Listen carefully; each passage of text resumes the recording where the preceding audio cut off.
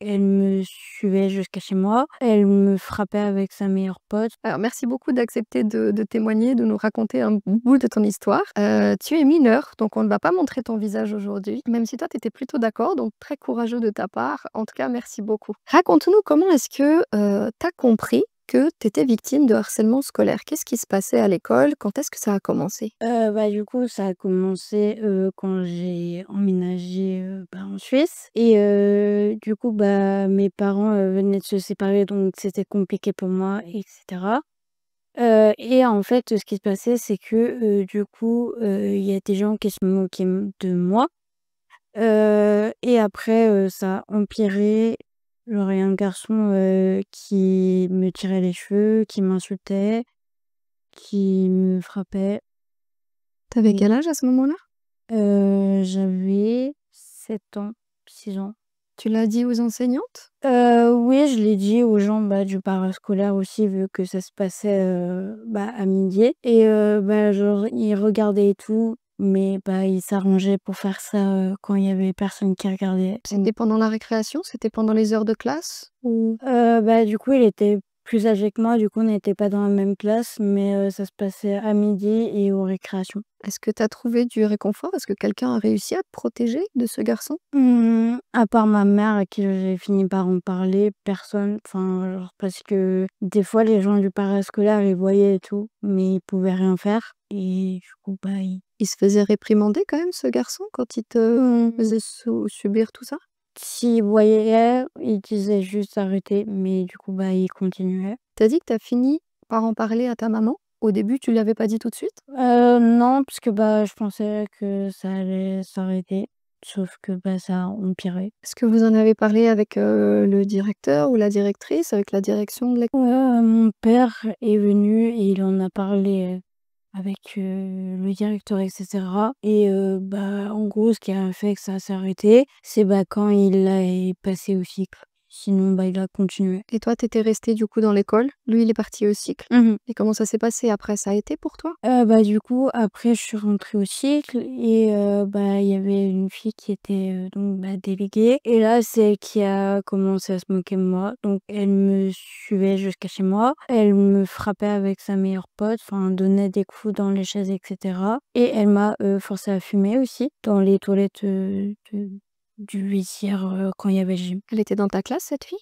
Ouais. Tu en avais parlé aux enseignants et aux enseignantes? Oui et du coup, en gros, ils avaient, une cellule anti-harcèlement. Du coup, on l'a fait et ça a juste empiré. Quoi, une cellule anti-harcèlement? Du coup, c'est des profs qui ont créé ça et du coup, ils m'ont prise à part et ils ont pris, la personne concernée à part aussi et on discutait. Moi, je disais ce qu'elle me faisait. Elle, elle donnait son point de vue et après, ils essayaient d'agir mais ça a pas servi à grand chose. Après ça, elle a changé de comportement, cette fille, envers toi? Non, parce que du coup, ce qui s'est passé, c'est que j'ai redoublé dans le même cycle et elle a mis des rumeurs sur moi. Du coup, les gens osaient plus me parler vu qu'elle avait mis des rumeurs et cetera. Des rumeurs Mmh. sur toi?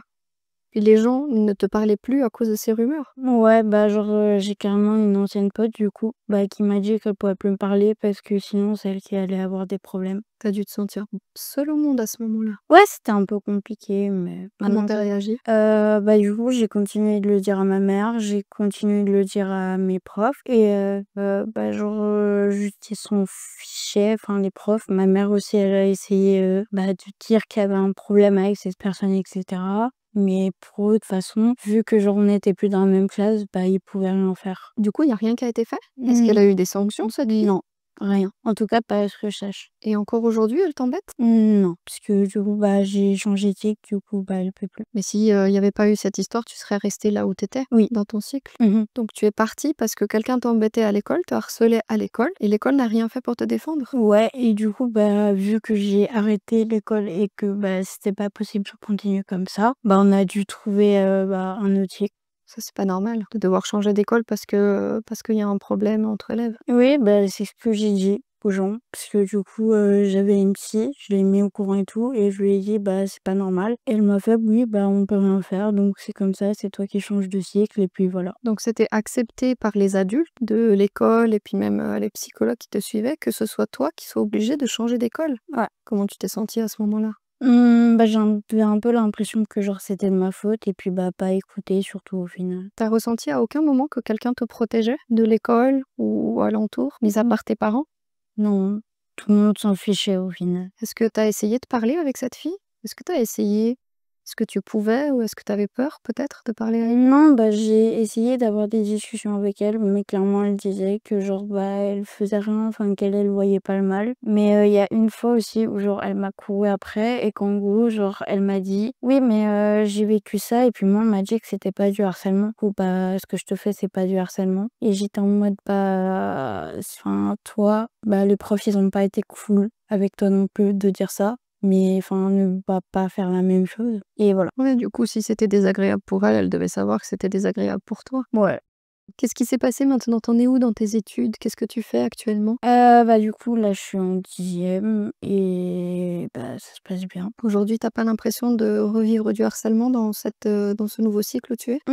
À part un garçon qui, de temps en temps, est un peu enfin, tous les jours, aime bien m'insulter, genre ça va et puis je le vis pas. Genre, je m'en fiche au final, du coup, je considère pas vraiment comme, du harcèlement. Tu crois pas que ce soit du harcèlement même si tu t'en fiches? En soi, ça en est, mais enfin, c'est un peu compliqué et du coup, bah, genre, les profs vont mieux pour qu'il arrête. Du coup, comparé à avant, genre, ça me touche beaucoup moins. Si tu avais un conseil à donner à un jeune qui vivait la même chose que ce que tu as vécu, tu lui dirais quoi? D'en parler directement, même si c'est pas facile de le faire, mais parce que plus on va attendre, plus ça va s'empirer. Après, bah, ça va faire une boucle infernale et puis, bah, au bout d'un moment, ça sera impossible, d'y arrêter. Et toi, tu as reçu des conseils au moment où tu en avais le plus besoin? Est-ce que tu t'es sentie quand même entourée un minimum? Non. Je te remercie beaucoup pour ton témoignage et j'espère qu'à partir d'aujourd'hui, tu ne connaîtras plus du tout cette situation. En tout cas, nous, on va essayer de communiquer au maximum pour que les jeunes ne vivent plus ce genre de situation. C'est pas normal et aucun jeune ne devrait aller à l'école avec une boule au ventre ou,